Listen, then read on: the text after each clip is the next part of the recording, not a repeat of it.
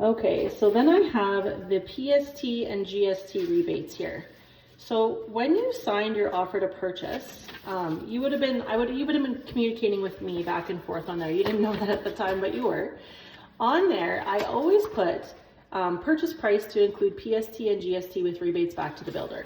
So my next two forms are filling out those rebates. So this one is PST, this one is GST, and there'll be spots for both of you to sign on those, and it's simply stating that we sold you a house. You'll notice in the form that there's a lot of accounting and things that we have to fill out.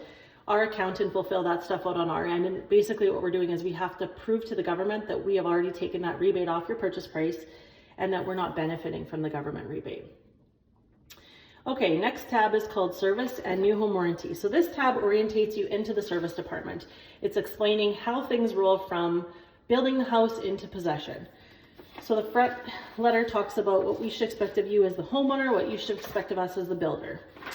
And I'll skip some of these pages here. So we've got some maintenance reminders. So we have one for spring and we have one for winter. So as the seasons change rapidly, like the spring to summer and fall to winter, that's when we really need to dial into our maintenance reminders. Now we should be dialed in all the time, but that's really when it matters. So if you are a first-time home buyer, I would definitely read these forms. Make yourself familiar with the maintenance that is required on your home. And if you have any questions whatsoever about any of them, give us a call. We are very, very close. We can always pop by and give you a little brush up on anything. So with the warranty, Warman Homes is going to check in with you twice. So this is something that we've already scheduled and planned in the calendar. As soon as you purchase a house, these dates get put into the calendar. So the first date check-in is at 90 days.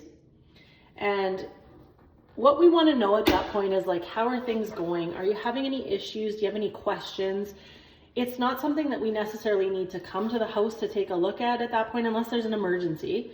But we're just kind of feeling it out. Like, are things going pretty smoothly, or do you have questions? So we provide you a sheet that has that 90-day checked off. And what I always say to homeowners is keep this in a drawer in your kitchen with a pen handy, so that as you're moving in and as you start to settle into the house and live in here, if you notice something like this cabinet door stops working properly, you write it on the form. That's not an emergency. We can come and deal with that at 90 days. Again, going back to the emergent items, if this sink was leaking into the cabinet, or if you had a window or door that wasn't sealing properly, things like that, we want to know right away. We want to come quicker, so don't wait on the 90 days for those kinds of things. I'm just going to start and stop this again.